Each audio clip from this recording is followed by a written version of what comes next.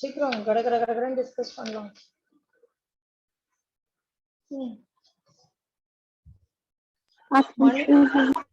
Option C இல்லையா? So கேமீட்டுகளின் உருவாக்கம், gametogenesis, அதுக்கப்புறம் இன்செமினேஷன், விந்தணு செலுத்துதல், கரு உறுதல், ஜைகோட் உருவாகிறது, கரு பதிக்கிறது, இம்ப்ளான்டேஷன், எம்பிரியோஜெனிசிஸ் கரு வளர்காலம், அப்புறம் child birth, parturition. Very good. So first கொஸ்டினுக்கு ஆப்ஷன் சி தான் கரெக்ட். நெக்ஸ்ட் செகண்ட் மா.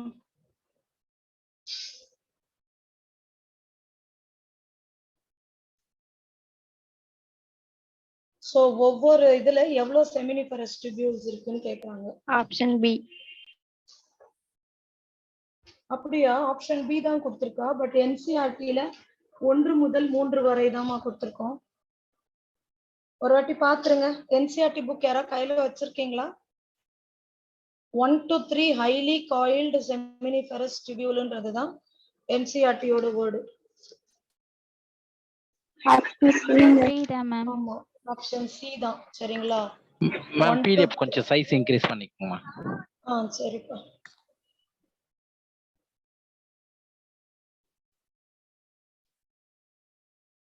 ஓகேவா? சோ 1 முதல் 3 வரை தான் கரெக்ட். சரியா? அடுத்து ஃபெலோப்பியன் குழாயின் முன்முனையில் காணப்படும் புனல் வடிவ அமைப்பிற்கு என்ன பெயர்? Option A ma'am. ஆமா, இப்படி ஞாபகம் வச்சுக்கோங்க. ஐஏஎஸ்ன்னு. ஐனா இன்ஃபண்டிபுலம், அதுக்கு அடுத்து வர்றது ஆம்புலா, அதுக்கு அடுத்து வர்றது இஸ்துமஸ். சோ அப்ப இதுக்கு பேரு இன்ஃபண்டிபுலம். சரியா? Next question.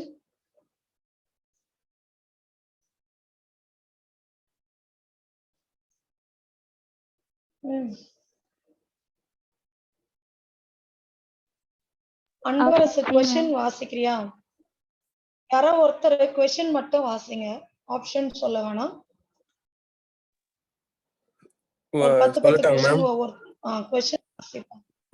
மாதவிடாய் சுழற்சியின் போது கருப்பையின் எந்த அடுக்கானது பல சுழற்சி மாற்றங்களுக்கு உட்படுகிறது? எண்டோமெட்ரியம் தான். நிறைய சைக்கிளிக்கல் சேஞ்சஸ் நடைபெறும். சரிங்களா? பெரிமெட்ரியம்ன்றது கவரிங், மயோமெட்ரியம்ன்றது மசில், எண்டோமெட்ரியம்ல தான் சேஞ்சஸ் நடைபெறும். நெக்ஸ்ட், நீ क्वेश्चन மட்டும் படி அன்பரசு. ஓகேங்க. அனைத்து வகையிலான பெண் பாலூட்டிகளின் சிறப்பியல்பாக கருதப்படுவது எது? எதுமா? பாலூட்டிகளின் சிறப்பியல்பு presence of mammary gland, ஒரு ஜோடி பால் சுரப்பி. நெக்ஸ்ட், விந்தகங்களில் உள்ள முதிர்ச்சி அடையாத ஆண் இன செல்கள் எவ்வாறு அழைக்கப்படுகின்றன? முதிர்ச்சி அடையாத செல்ல நம்ம என்னன்னு சொல்ல போறோம்? ரொம்ப ஈஸி क्वेश्चन. ஸ்பெர்மட்டோகோனியானா தாய் செல்லு, ஸ்பெர்ம்ன்றது முதிர்ச்சி அடைஞ்சது, ஜெனிசிஸ்ங்கிறது ப்ராசஸ். அப்ப முதிர்ச்சி அடையாததுக்கு பேரு ஸ்பெர்மட்டோகோனியா. கோனியானா அம்மா செல்லுமா, தாய் செல்லு. அதுவா முதிர்ச்சி அடையல? என்னன்னு சொல்லணும்? ஸ்பெர்மட்டோசோவா தானே மெச்சூர் ஆகாதது. குட்டியா இருக்குன்றதுக்கு அப்படிதானேப்பா சொல்லுவீங்க? கோனியானா தாய் செல் தானே வரணும்.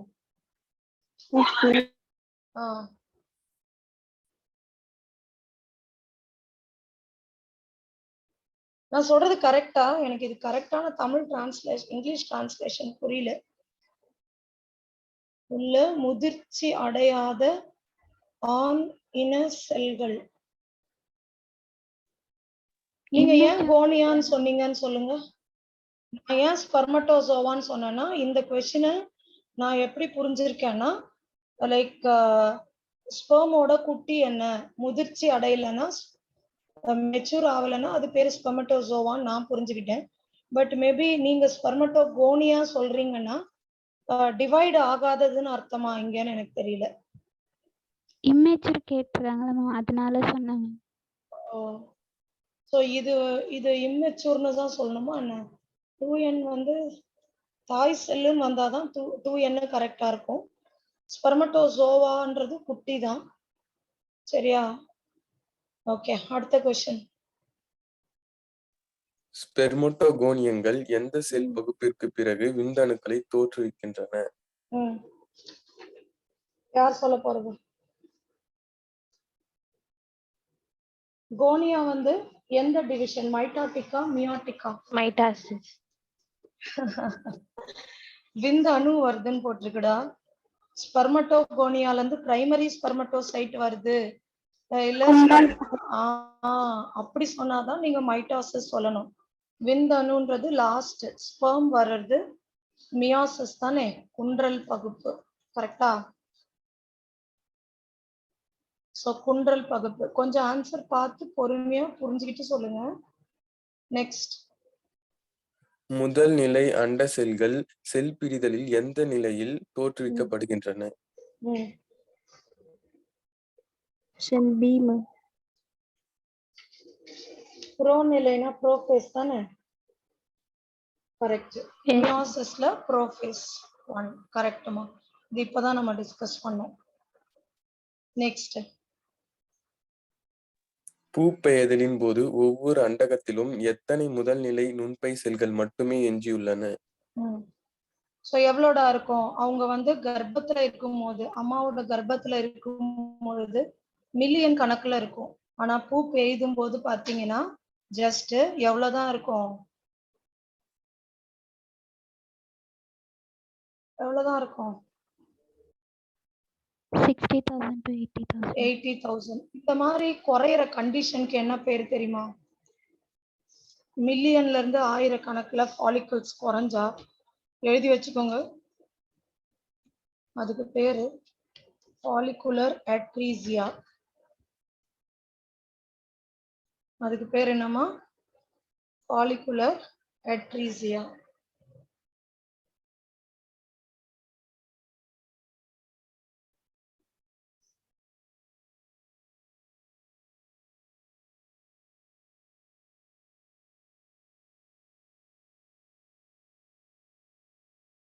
இது நோட் பண்ணிட்டீங்களாமா? 10வது क्वेश्चन படிப்பா.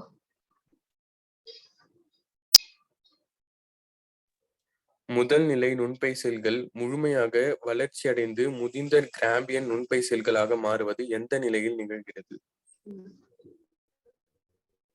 சொல்லுங்க. எந்த நிலையிலமா அது மெச்சூர் கிராஃபியன் ஃபாலிகுலா மாறுது?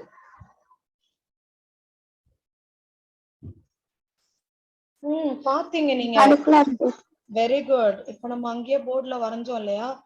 சோ அப்படியே கடகடன்னு secondary follicle, tertiary follicle, mature Graafian ஃபாலிகுலா மாறுனது ஃபாலிகுலர் ஃபேஸ். எந்த டேல இருந்து எந்த டே?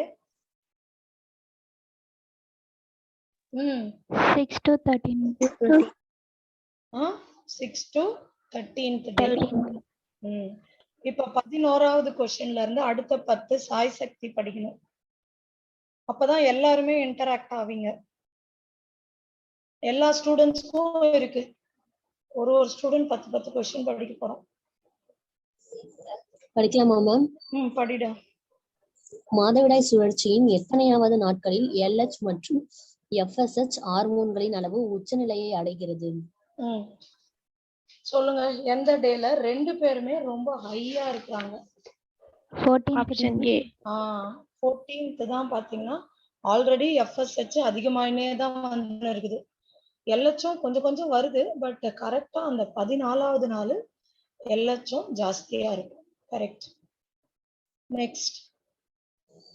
அண்டசெல் விடுபடும் நிலையை தொடர்ந்து ஆரம்பமாகும் நிலை எது?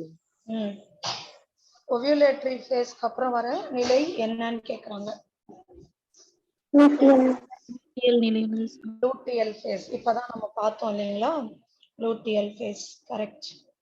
நெக்ஸ்ட் 13. பாருங்க எவ்வளவு ஈஸியா இருக்கு. நெக்ஸ்ட் 13. கார்பஸ் லூட்டியம் அதிக அளவிலான டேஷை சுரக்கிறது. இது எண்டோமெட்ரியத்தை பராமரிக்கவும் அவசியமாகும். எதுமா நான் இப்பதான் காமிச்சேன்.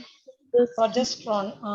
எண்டோமெட்ரியமை திக்கு பண்றது யாருன்னு கேட்டா ஈஸ்ட்ரோஜன். எண்டோமெட்ரியமோட திக்னஸ யாரு பராமரிக்கிறாங்கன்னு கேட்டா எதுதான் சொல்லணும்? ப்ரொஜெஸ்ட்ரான். நெக்ஸ்ட்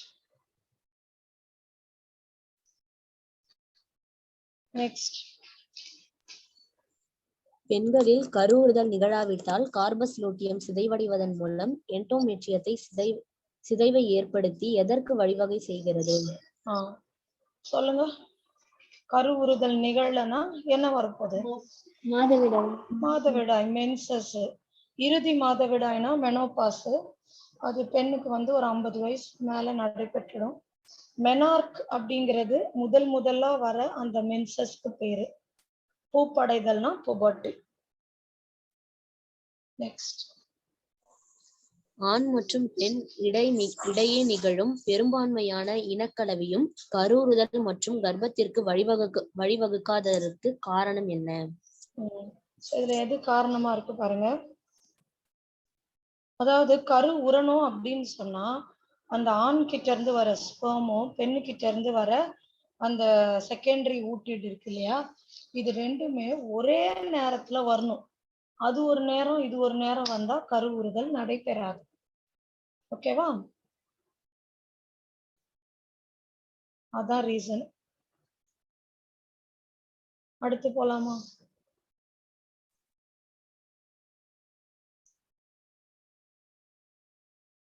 எத்தனாவது கொஸ்டின்டா இப்ப நம்ம வாசிக்கணும்? கீழே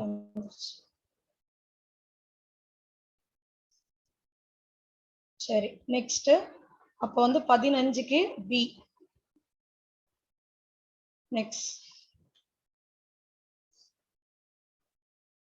நெக்ஸ்ட் மொருலா என்பது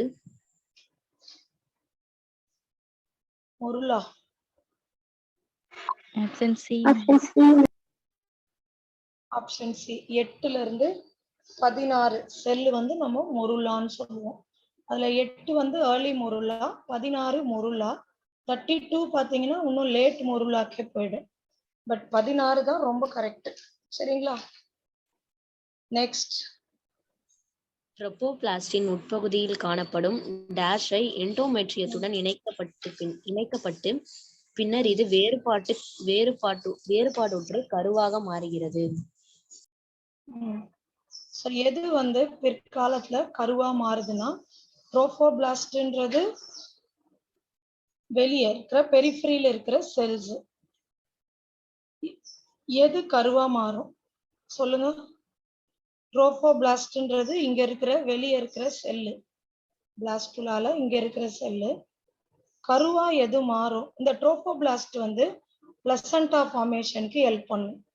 கருவா எது மாறும்னா இந்த இடத்துல ஒரு இன்னர் செல் மாஸ் இருக்கும், ICM சொல்லுவோம்.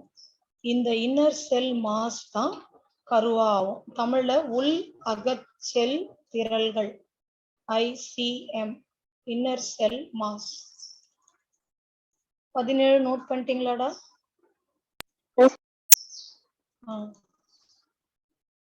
நெக்ஸ்ட் படிமா சக்தி. கருக்கோள நுண்ணுறிஞ்சிகள் எதனால் சூழப்பட்டுள்ளது? கொரியானிக் வில்லை.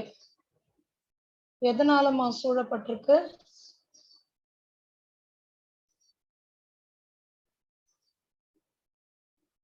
எதனால் சூழப்பட்டிருக்கு?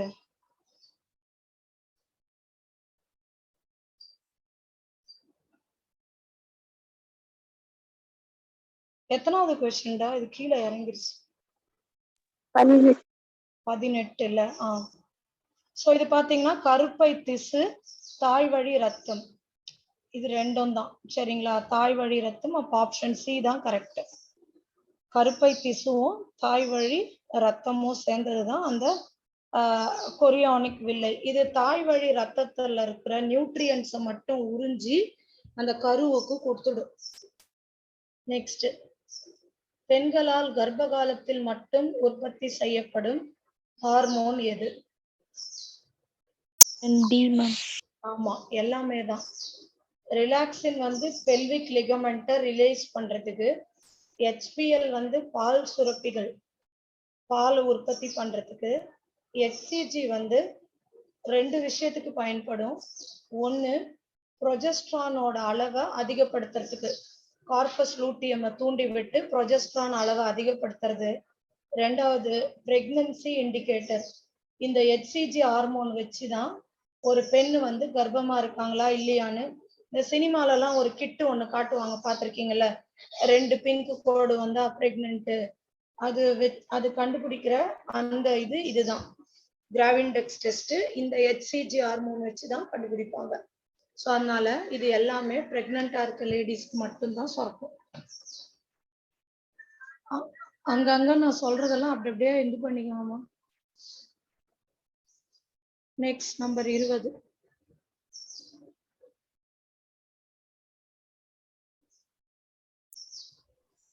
கர்ப்ப காலத்தில் நிகழும் கருவின் வளர்ச்சி, வளர்சிதை மாற்ற நிகழ்வுகள் மற்றும் கர்ப்பத்தை பராமரிப்பதற்கு பின் வருவனவற்றுள் எந்த ஹார்மோனின் அளவானது தாயின் இரத்தத்தில் பல மடங்கு அதிகரிக்க வேண்டும்? சொல்லுங்க.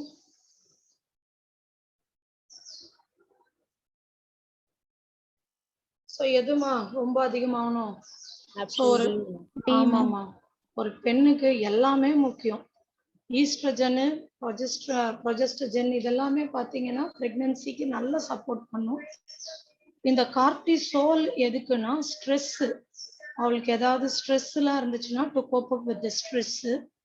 ப்ரொலாக்டின் வந்து பால் சுரக்கிறதுக்கு. தைராக்சின் வந்து வளர்ச்சிதை மாற்றம் இல்லையா? இப்ப நான் முன்னாடி ஒரு உயிரா இருந்தாங்க, 2 உயிர் இருக்குதுன்னு சொல்லும் பொழுது நிறைய மெட்டபாலிசம் நடக்கணும், அதுக்காக பயன்படுறாங்க.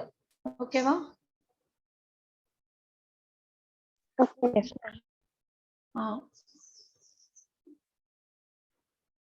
அடுத்து போலாமா? Yes ma'am.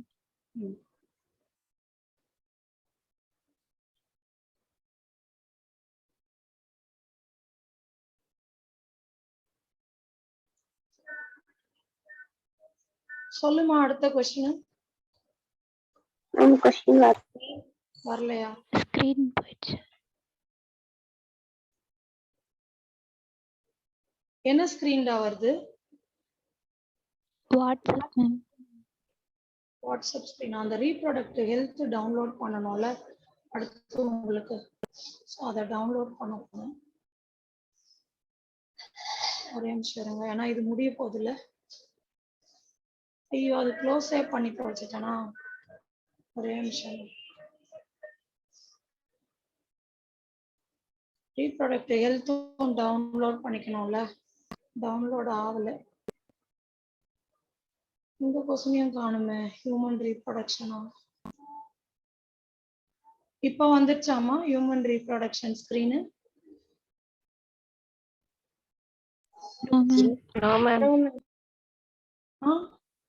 இப்போ எத்தனாவது கொஸ்டின்டா வாசிக்கணும்?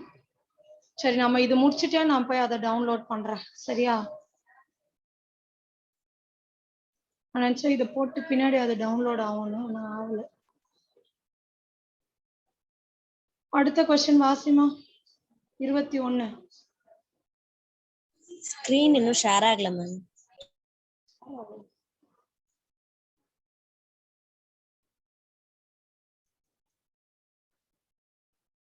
எனக்கு ஷேர் ஆகிற மாதிரி காட்டுது.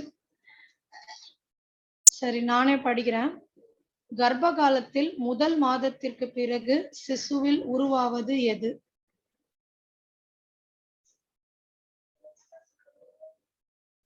முதல் இதயம். ஓகேவா? கரெக்ட். இப்போ 22வது கொஸ்டின்ல இருந்து இன்னொரு ஸ்டூடெண்ட் ஒருத்தவங்க 30 வரைக்கும் வாசிங்கடா. யார் சொல்லலாம்? மோனிகா.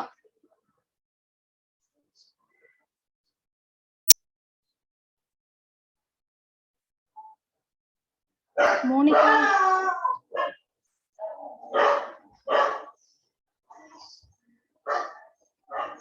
மோனிகா கேக்குதாமா? சரி, அவ இல்ல போல இருக்கு. அடுத்த ஆள் பாருங்க. சாய் சக்தி, அன்பரசு, சப்ரீன் பேகம். ஒரு படிமா ஒரு சப்ரீன் பேகம். சிக்கல் ஒரு சிக்கலான நியூரோ எண்டோகிரைன் இயங்காமை மூலம் தூண்டப்படும் நிகழ்வு எது? எதுமா தூண்டப்படுது?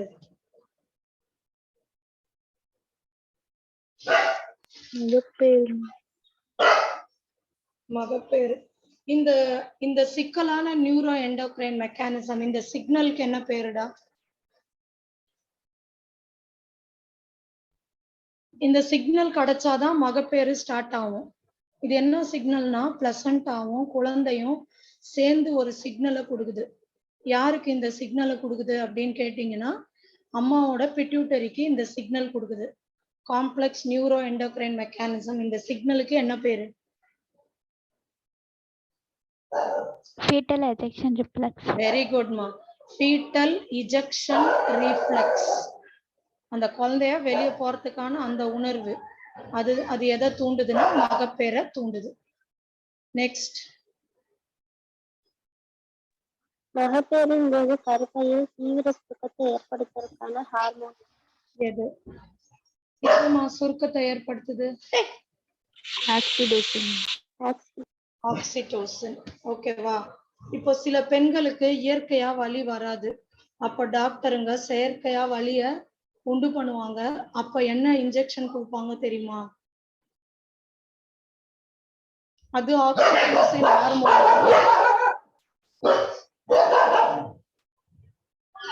அந்த இன்ஜெக்ஷனுக்கு பேரு பிட்டோசின். PITOCIN. சரியா?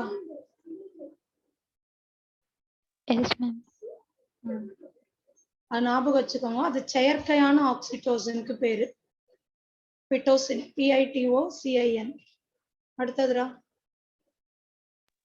தாய்சேய் இணைப்பு திசுவிலிருந்து மகப்பேறுக்காக லேசான கருப்பை சுருக்கங்களை தூண்டும் செயல் எவ்வாறு அழைக்கப்படுகிறது?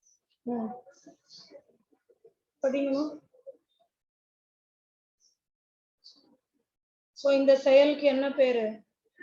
சிசுவை வெளி தள்ளுற அனிச்சை செயல். அதுதான் ஃபீட்டல் இஜெக்ஷன் ரிஃப்ளெக்ஸ்.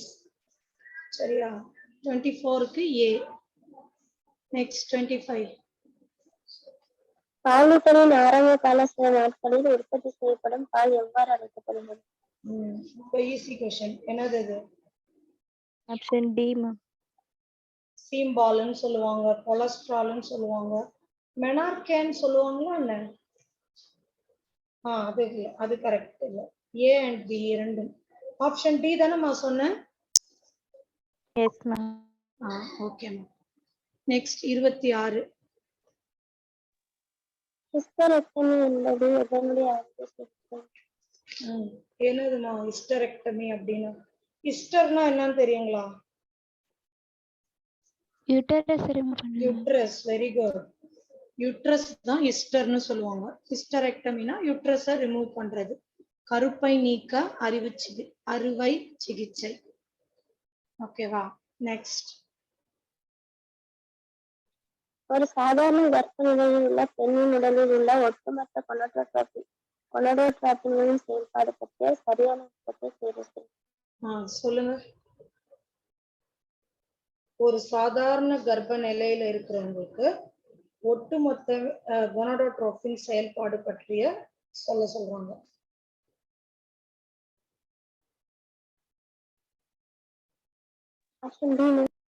கரெக்ட். ஏன்னா இப்ப பிரெக்னெண்டா இருக்காங்கல்ல, பிரெக்னென்ட்னு நம்மளுக்கு HCGன்னு கண்டிப்பா தெரிஞ்சிடும். ஸோ HCGயோட ஈஸ்ட்ரோஜன் மற்றும் ப்ரொஜெஸ்ட்ரான் உற்பத்தி தூண்டுகிறது. கரெக்ட். நெக்ஸ்ட். விந்தணு உருவாக்கத்தின் சரியான வரிசை எது? கரெக்டா சொல்லணும். இதெல்லாம் வந்த क्वेश्चन PYQs. எது சரியான வரிசை? ஃபர்ஸ்ட் தாய் செல்லுனா ஸ்பெர்மட்டோகோனியா. அதுல இருந்து டி தான். ஸ்பெர்மட்டோகோனியால இருந்து பிரைமரி ஸ்பெர்மட்டோசைட், செகண்டரி ஸ்பெர்மட்டோசைட், அதுல இருந்து ஸ்பெர்மாட்டிட்ல இருந்து ஸ்பெர்மட்டோசோவா. ஓகேவா? D correct. நெக்ஸ்ட் 29. பின்வருவன் உணர்வுக்குள் எந்த நிகழ்வு மனித நிகழும் அண்ட விடுபடுதல் நிகழ்வும் தொடர்புடைய அறிவிச்சு அல்ல. எது Option D. அண்ட விடுபடுதலோட தொடர்பு வந்து ஈஸ்ட்ரடயாலுக்கு கிடையாது. சரியா? அது ஈஸ்ட்ரஜனோட டெரிவேட்டிவ் ஹார்மோனு. ஒரு பெண்ணா இருக்கிறக்கான எல்லா கேரக்டர்ஸ்க்கும் அது யூஸ் ஆகுது. பட் இந்த இதுக்கு அது யூஸ் ஆகுது இல்லை, அண்ட விடுபடுதலுக்கு. சரியா? தொடர்பு இல்லை. நான் சொன்னேன் அண்ட விடுபடுதல் அப்போ வெளியே வர்றது யாரு? Secondary oocyte. கிராஃபியன் வளர்ச்சி முழு வளர்ச்சி ஆன பிறகுதான் LH உச்சகட்டத்தை அடைஞ்சு ஓவிலேஷன் நடக்கும். ஸோ இது எல்லாமே ஓவிலேஷனுக்கு தொடர்புடையதுதான். நெக்ஸ்ட் 30. Incorrect sentence.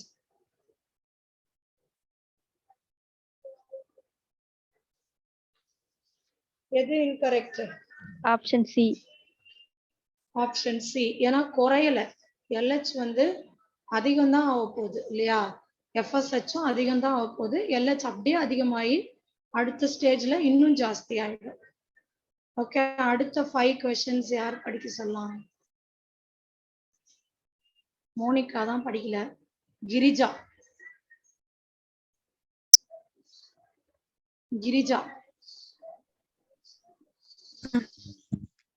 கீழே கொடுக்கப்பட்டுள்ள அட்டவணை உன்னை அட்டவணை 2 உடன் பொருத்தி அதன் கீழே கொடுக்கப்பட்டுள்ள விடைகள் சரியான விடையை தேர்ந்தெடு. சோ மான்ஸ் பியூபிஸ் இது எங்க வரும்? பெண்ணோட இனப்பெருக்க உறுப்பு. அப்போ ஏக்கு நேரா 3. ஓகேவா? அடுத்து ஆண்ட்ரம்.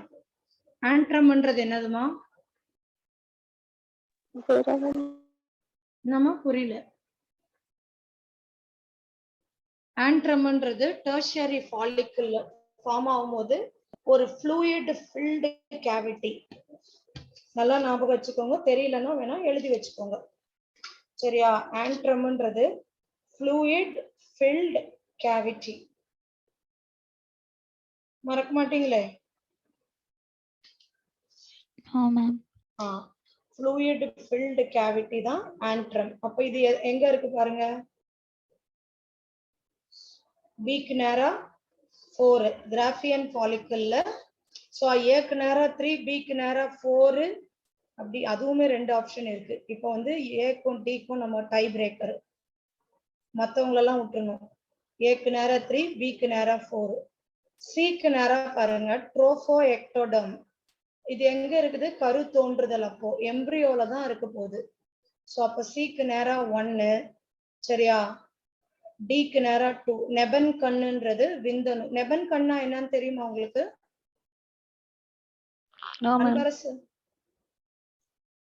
அன்பரசு உனக்கு தெரியுமாடா? இல்லையா? அவன்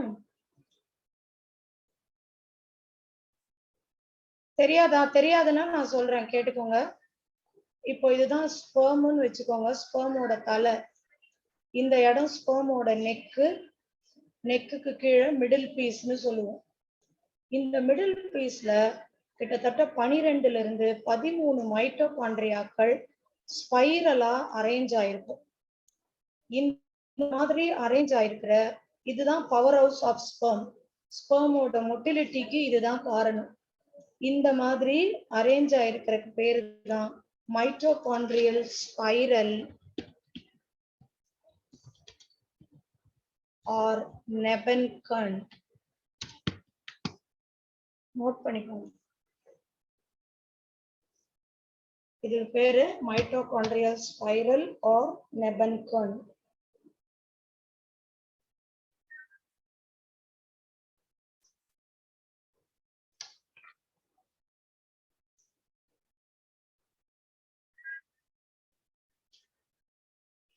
டன்.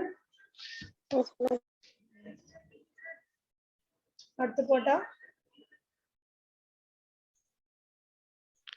Yes ma'am. படிங்க. ஸ்பெர்மியோஜெனிசிஸ்க்கும் ஸ்பெர்மியேஷனுக்கும் இடையே உள்ள வேறுபாடு எது? எதுமா? ஸ்பெர்மியோஜெனிசிஸ்ன்றது ஜஸ்ட் ஸ்பெர்மாட்டிட் ஸ்பெர்மட்டோசோவாவா மாறுற ஒரே விஷயம்தான் இல்லையா? ஸ்பெர்மட்டோஜெனிசிஸ்ங்கிறது ஃபுல்லுமே வந்துடும். அப்ப எது கரெக்ட் ஆப்ஷன்?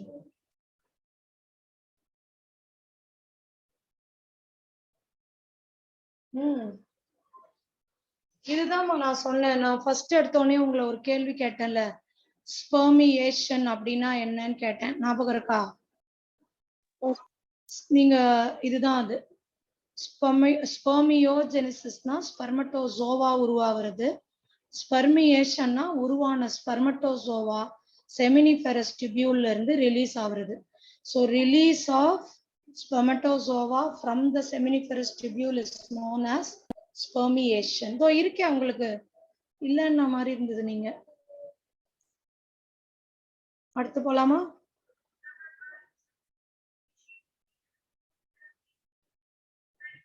அடுத்து 33. கிராஃபியன் பாலிகளிலிருந்து அண்ட செல் வெளியாதலுக்கு ஹார்மோன் எந்த நிலை உதவுகிறது? சக்திமதி கை கிறுக்கிட்டு இருக்க. Sorry ma'am. எதுமா உதவுது?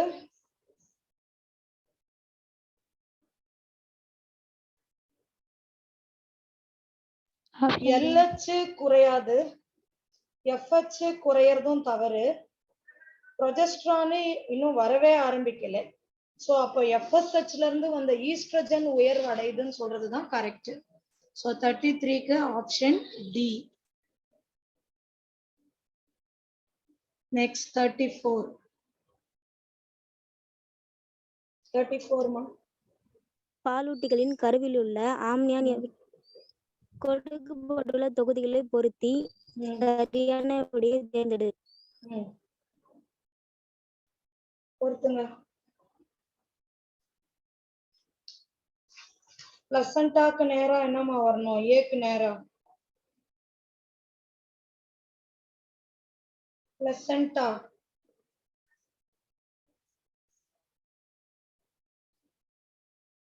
பிளசண்டா என்ன ஹார்மோனை செக்ரீட் பண்ணுது? இங்க நீங்க இந்த பாக்குற இந்த 4ல ஆண்ட்ரஜன் கிடையாது, அண்டத்தின் அடுக்கு இல்ல, இது என்னதுமா? இல்ல, இதுவும் இல்ல. சரியா? சோ அப்ப எது கரெக்ட்னா HCG ஹார்மோன். ஏக்கு நேரா 2 இல்லையா? ஏக்கு நேரா 2ல ஒரே ஒரு ஆப்ஷன் தான் இருக்குது. அப்ப நீங்க ஸ்ட்ரெயிட்டா போய் இதை போட்டுடலாம். போட்டுட்டு செக் பண்ணிடுங்க. அடுத்து பி, ஜோனா பெலுசிடா, அண்டத்தின் அடுக்கு கரெக்ட் தான். அடுத்து பல்போயுரித்ரல் சுரப்பிகள். பல்போயுரித்ரல் சுரப்பிகள் yes, lubrication of the penis. Next Leydig செல்கள். லேடிக் செல்ல ஆண்ட்ரஜனை செக்ரீட் பண்ணும். கரெக்டா இருக்கு option C. Okay, next 35 last question. பாலூட்டிகளின் கருவில் உள்ள ஆம்னியான் எவற்றிலிருந்து கொணரப்படுகிறது? சொல்லுங்க.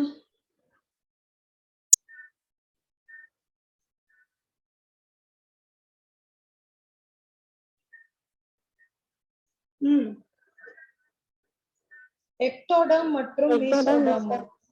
ஆமா, அதுல இருந்து தான் ஆம்னியாட்டிக் கேவிட்டி டெவலப் ஆகி அதுக்குள்ள ஆம்னியாட்டிக் ஃப்ளூயிட் டெவலப் ஆகும். எக்டோ மற்றும் மீசோடர்ம். ஓகேவா? சோ இதோட இந்த லெசன் ஃபுல்லா முடிஞ்சிருச்சு.